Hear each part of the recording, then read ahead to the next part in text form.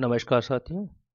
आज मैं आप लोगों को यूनियन की मान्यता के संबंध बताऊंगा कि यूनियन की मान्यताएं क्या होती हैं और इनको मान्यता देने की क्या शर्तें हैं और मान्यता देने के बाद इनको क्या फायदे हैं, इनको क्या क्या सुविधाएं मिलती हैं, क्या क्या लाभ मिलते हैं और रेलवे बोर्ड में कौन कौन सी यूनियन मान्यता प्राप्त है। जैसा कि आपको पता है, किसी भी संस्था में प्रशासन और कर्मचारी दो भाग हैं और दोनों को मिलकर काम करना होता है। परंतु कर्मचारी अपनी सभी बातें डायरेक्टली एक एक कर्मचारी किसी अधिकारी से या प्रशासन, मतलब अधिकारी मतलब यहाँ प्रशासन है, प्रशासन सभी बातें अपनी नहीं बता सकता, नहीं मनवा सकता है। इसके लिए उसको एक एसोसिएशन, एक यूनियन के अंतर्गत एकत्रित होना पड़ता है।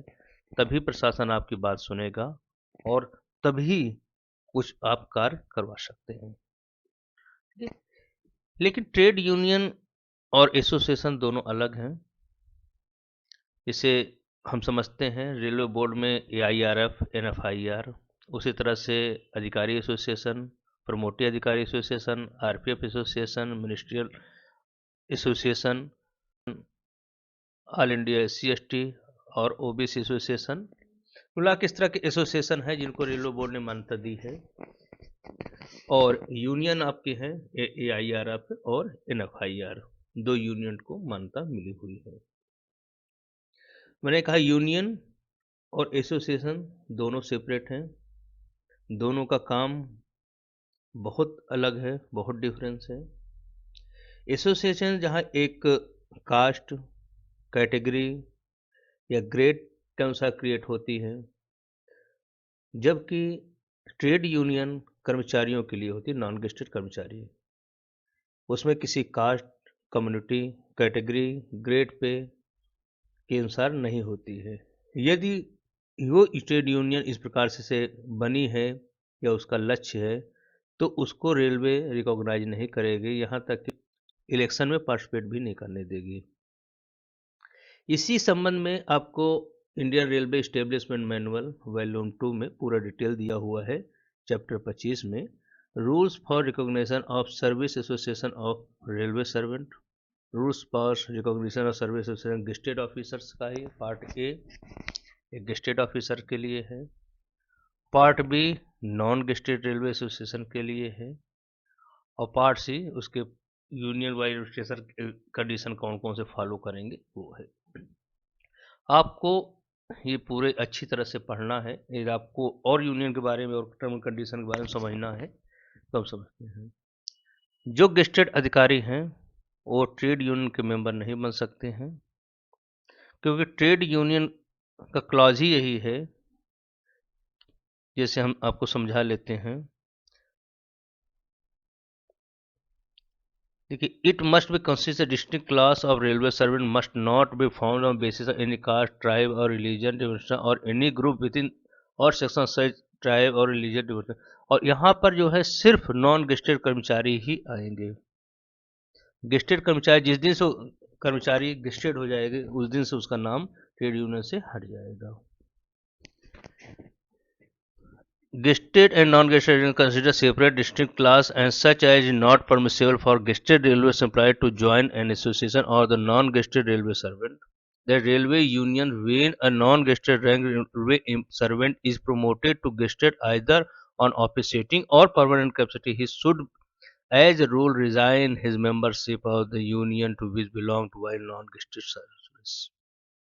मतलब जो कर्मचारी अधिकारी बन जाते हैं उनको इससे मान्यता नहीं, मतलब उनका नाम यहाँ से हटा दिया जाएगा और वो गेस्टेड ऑफिसर, प्रमोटी ऑफिसर एसोसिएशन के पार्ट हो सकते हैं, लेकिन ट्रेड यूनियन के नहीं। ये तो ये हो गई।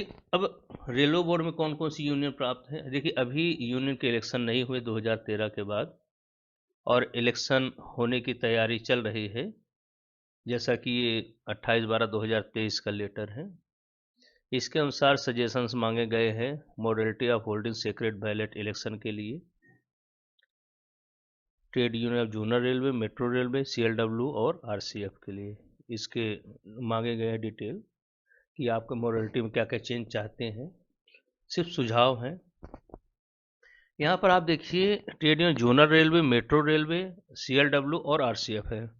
यहाँ पर MCF नहीं है, BLW नहीं है, इसके अलावा और कुछ प्रोडक्शन यूनिट्स हैं वो नहीं है।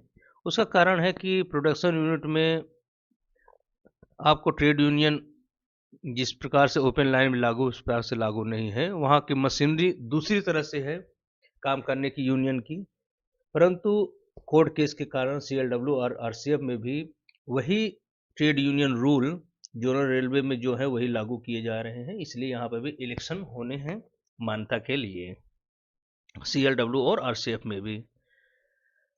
वर्तमान में जो 2013 का सर्कुलर है उसके अनुसार इसमें देखिए है कि AIRF only two federation namely AIRF and FIR have succeeded fulfilled all the above recognized federation committee granting recognition to federation। मतलब दो फेडरेशन है AIRF और FIR जिनको की मान्यता दी गई है। इनको मान्यता किन शर्तों में दी गई है, कौन सी शर्तें पूरी कर रहे हैं, हम ये समझते हैं। For the purpose of recognition of federation by the ministry of railway, जिसे रेलवे बोर्ड कहते हैं। Railway federation means federation body of such railway unions which are registered under trade union act 1926 and exclusive represent interest of all category of non gazetted employee अथवा group C and grade D of railways. The railway federation should have existing registered as such as, ये हम इस पे कोई मतलब नहीं बात करने का, पुरानी कहानी है। मेन है आपका तीसरा नंबर, पहला और तीसरा।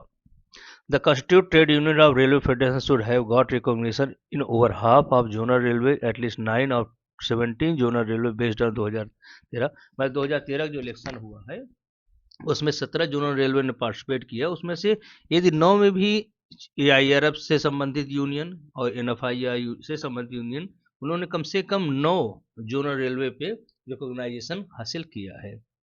क्योंकि रेलवे बोर्ड स्तर पे कोई इलेक्शन नहीं होते हैं, जो जोनल रेलवे पे इलेक्शन हो गए यूनियन के मान्यता के संबंध में वही यहाँ पर लागू किए जाते हैं। यदि जोनल रेलवे पे कोई यूनियन है जो कम से कम 9 जगहों पे मान्यता प्राप्त है, तो रेलवे बोर्ड में उसका जो फेडरेशन है उसको मान्यता मिलेगी। और हम ज़्यादा डिटेल नहीं जाते हैं, हमारा मेन यही फोकस है। इसके बारे में लिखा हुआ है कि जो मैंने आपको बताया इंडियन रेलवे एस्टेब्लिशमेंट मैनुअल के चैप्टर, इस पे डिटेल लिखा हुआ है और क्या क्या शर्तें हैं, कैसे हैं, ये आपको समझना है। यदि कोई यूनियन, जैसे कि इसमें ट्रैकमैन रेलवे यूनियन एक है। अब ट्रैकमैन यूनियन सभी यूनियन कर्मचारियों का रिप्रेजेंटेशन नहीं है, रिप्रेजेंट नहीं करती, सिर्फ ट्रैकमैनों के लिए है। तो इस कंडीशन में ये जो आपके इंडियन रेलवे एस्टेब्लिशमेंट मैनुअल है उसके अनुसार ये किसी कैटेगरी, किसी ग्रेड पे को रिप्रेजेंट करती, इसलिए इसको इलेक्शन में भाग लेने नहीं दिया जाएगा। तो आपको ये समझना है कि यूनियन का मतलब ट्रेड यूनियन, रेलवे में ट्रेड यूनियन का मतलब है कि जो सभी कर्मचारियों के लिए ग्रुप सी और ग्रुप डी जिसे कहते हैं, नॉन गेस्टेड कर्मचारियों के लिए है, किसी स्पेसिफिक नहीं है। जैसे all India SC/ST railway association से, वो यूनियन नहीं है, एसोसिएशन है। वहाँ पर सिर्फ कास्ट के आधार पे, कैटेगरी के आधार पे, कम्युनिटी के आधार पे ही काम हो रहा है। इसी तरह OBC है, ऑफिसर एसोसिएशन है, प्रोमोटिव ऑफिसर है, एक खास क्लास के लिए बनाए गए हैं एसोसिएशन, जबकि ट्रेड यूनियन में ऐसा नहीं है। बहुत सारे ट्रेड यूनियन रजिस्टर्ड है, कुली यूनियन है, मजदूर आपके जो कॉन्ट्रैक्ट लेबर यूनियन है, परंतु वो रेलवे के लिए नहीं है। मैंने कहा ना, इसमें सीधा सीधा है कि जो कर्मचारी, जो यूनियन रेल कर्मचारियों के लिए, के नॉन गेस्टेड कर्मचारियों के लिए है, वो इसके लिए मान्यता के लिए है। और ज़्यादा आपको जानना है तो आपको रेलवे बोर्ड की वेबसाइट है, आप वहाँ पर जाइए और सब सारे सर्कुलर हैं, आप उसका अध्ययन करिए, वो ज़्यादा अच्छा रहेगा। हम 2019 में एक मॉडलिटी जारी की गई थी, क्योंकि 2013 के बाद 2019 में इलेक्शन होने थे, परंतु नहीं हो सके। तो हम उसकी टर्म एंड कंडीशन समझते हैं कि कोई भी यूनियन है उसको मान्यता कैसे मिलती है और उसके वोटर कौन कौन से हो सकते हैं। इसे आपको बहुत सारी चीज़ें जानकारी मिल जाएगी, समझ में आ जाएगा। और ये आपका पूरा डिटेल मॉडलिटीज़ का है, आप इसको अच्छी तरह से पढ़ सकते हैं चाहे तो, क्योंकि आप पढ़ेंगे तो बहुत सारी चीज़ें आपको जानकारी मिलेगी। Eligibility condition of trade unions that is TU, मतलब अब जो है ट्रेड यूनियन को TU बोलेंगे। To consider secret ballot election that is SBE, मतलब secret ballot election on junior railways.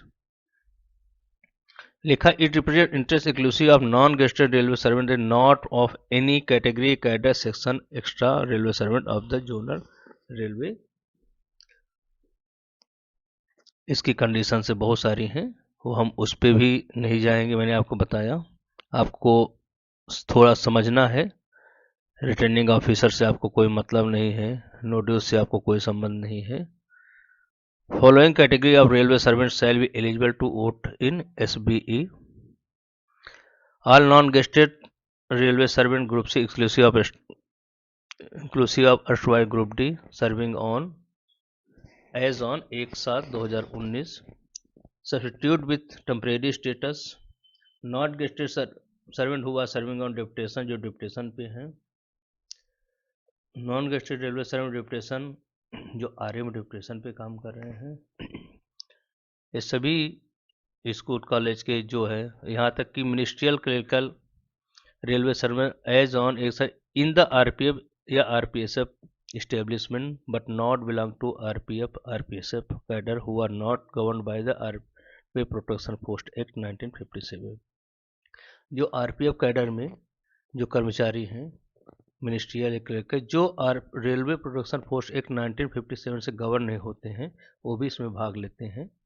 इसके लिए कहा गया वो भी वोटर लिस्ट और यूनियन के पदाधिकारी बन सकते हैं, ये हम समझते हैं। उसके अलावा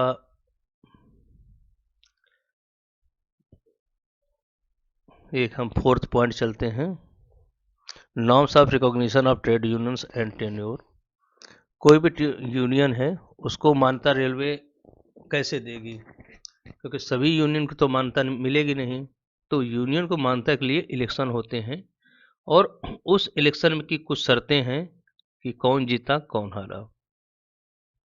यहाँ पर किसी को हराना नहीं होता है, सिर्फ अपने आप को जिताना होता है, क्योंकि किसी का किसी से ये नहीं है कि मैं आगे निकल जाऊं। बस यहाँ ये है कि मेरे पास इतने नंबर हो तो मैं पास हो जाऊंगा। यहाँ पे कहा गया टोटल इलेक्टोरेट जो है, जो आपके वोटर लिस्ट में जितने भी नाम है कर्मचारियों के वोटर जितने हैं, उसका 30% यदि उनको मिल गया तो रेलवे उसको क्या करेगी, मान्यता दे देगी। दूसरी कंडीशन ये है कि जो टोटल वैलिड वोट्स पोल्ड हुए हैं, मान लीजिए 100 है इलेक्शन वोटर लिस्ट है, 100 का 30%, या उसमें से 60% लोगों ने वोट दिया है, वैलिड वोट 60% है, तो 60 का 35%। तो ये कंडीशन है, आपको देखनी है, इसी के आधार पर मान्यता मिलती है। और जब मान्यता किसी भी ट्रेड यूनियन को मिल जाती है तो उसको ऑफिस मिलते हैं, उसको छुट्टियां मिलती हैं, उनके कर्मचारियों को पास मिलता है, मतलब उनके पदाधिकारी हैं, उनको सभी जो भी PNM मीटिंग है या और बहुत सारी मीटिंग्स है, रेलवे प्रशासन की तरफ से उनको बुलाया जाता है, उनकी बातें सुनी जाती है, मतलब कर्मचारियों का पूरी तरह से प्रतिनिधित्व करते हैं वो लोग। इसीलिए सभी यूनियन चाहती हैं कि उन्हें मान्यता मिले, और जब मान्यता मिलेगी तभी उनको सुविधाएं मिलेंगी, जब सुविधाएं मिलेगी तभी कर्मचारियों की बातें प्रशासन से अच्छी तरह से रख सकते हैं। मेरे हिसाब से जो मैंने वीडियो बनाया है आपको समझ में आ गया होगा, और अधिक जानकारी के लिए आप मेरे रेफरेंस जो मैंने दिए हैं, एस्टेब्लिशमेंट मैनुअल और जो रेलवे बोर्ड की वेबसाइट, आप उसका अध्ययन कर सकते हैं।